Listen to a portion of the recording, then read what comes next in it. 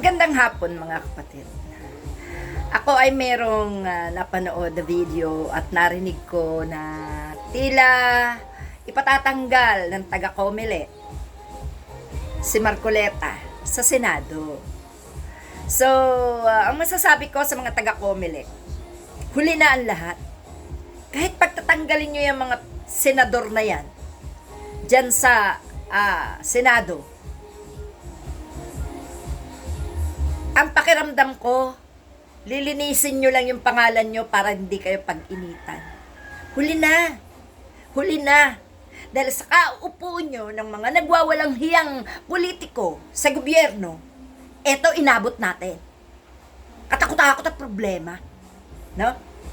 Kahit sino, kahit presidente pa, tanggalin nyo sa gobyerno.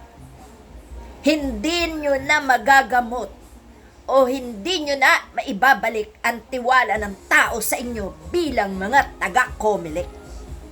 Kasi kayo, kahit iboto ng taong bayan ang matitinong politiko, kung kayo ang nakaupo dyan, hinding-hindi mananalo ang gusto ng tao.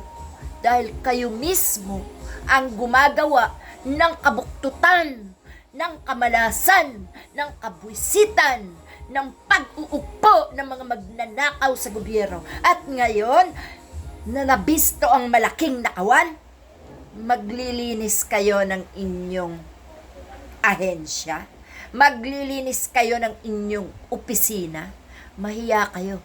Hindi na kailanman mababago ang takbo ng isip ng taong bayan na wala ng katiwa-tiwala kung kayo rin lang ang nandyan sa Comelec pagdating ng eleksyon. Kailan nyo binigyan ng pagkakataon ng tao na maiupo ang kanilang ginugusto sapagkat napupulusuhan nila na yung taong gusto nilang iupo, yung politikong gusto nila iupo, ay karapat dapat, mabuti, makadiyos, makabayan, makatao. Pero anong ginawa niyo? Ha? Dahil sa kwarta, mga mukhang kwarta kayo, kailan pa kayo tinutuligsa ng taong bayan? 2022 pa?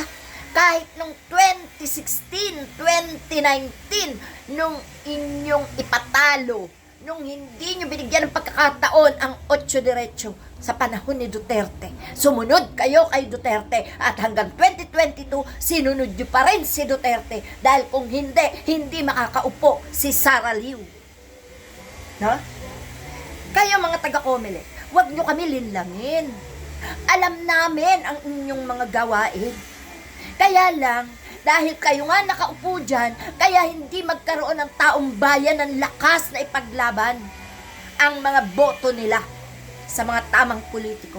Napakawalang hiya nyo talaga, lalo ka na Garcia. Huwag ka na magmagaling, huwag ka na magmagaling, huwag ka na magmalinis. Kahit tanggalin mo lahat yung nandyan sa gobyerno, hindi na mapapalitan ang nasa isipan ng tao na wala ng katiwa-tiwala sa'yo. Huwag mo sabihin Comelec ka. Ikaw ang nag-upo, ikaw ang magtatanggal. No? Siguro nga, kung taong bayan yan, pwede pa. Pero kung ikaw lang, ikaw ang dapat na mawala dyan sa Comelec. Ikaw ang dapat mauna. Dahil ikaw ang punot dulo ng kawalangian. Bakit gusto mong matanggal si Marcoleta? Para masabi ng taong bayan, wow, very good, si Garcia tinanggal si Marcoleta. Kahit sino pa ang tanggalin mo. Wala na kaming tiwala sa'yo. Wala na. Wow ha, kakasuhan si Marcoleta. Hindi ko pinagtatanggol si Marcoleta. Dahil gagamitin niya ni Garcia para gumanda ang pangalan niya. Tatanggalin mo si Marcoleta. Bakit si Marcoleta lang? Ba't hindi mo tanggalin si Sara Duterte na inupo mo? Ha? Bakit si Marcoleta lang? Ba't hindi mo tanggalin si Sara Duterte na inupo mo? Ha? Huwag na magbalinis, Garcia. Basang-basa ng pangalan mo sa bansang Pilipinas bilang taga-Comelec, bilang Comelec chairman. Noon ka pa. Alam ko, alam namin namin, alam ng taong bayan na pinagtatawanan nyo tuwing pupunta sa harapan ng COMELEC ang taong bayan para isigaw na ikaw ay lumayas dyan.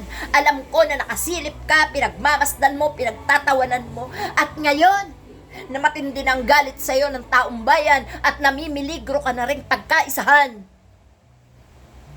Sino? Diba? Si Escudero ay pinagtanggol mo. Diba si Escudero inabsuelto mo? Bakit ngayon si Marcoleta tatanggalin mo?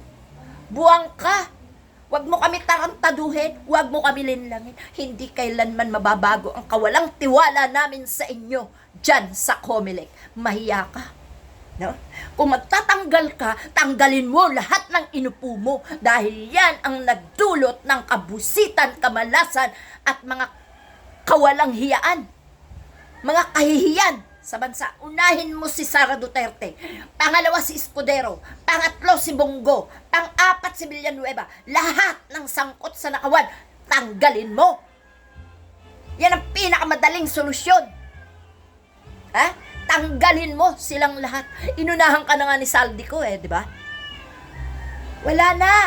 Kahit anong gawin mo, lahat ng inupo mo dyan, demonyo, salot. Kasi inupo mo. No? Ikaw ang nagbibigay ng kabusitan sa bansang Pilipinas. Dahil ikaw ang nakaupo dyan sa COMELEC na naghahari sa boto ng bayan. Na kahit panalo, tinatalo mo. Kahit panalo, kahit mabuti ang iuupo ng taong bayan, walang kasaysayan ng boto pag ikaw ang nasa COMELEC. Mahiya ka. Mahiya ka. Hindi mo kami maloloko. Ha? Pinipili mo tatanggalin mo?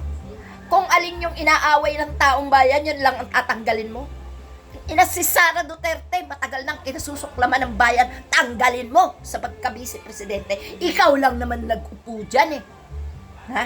Kaya marami naging bobo at tanga dahil mo rin. No? Okay, mga kapatid.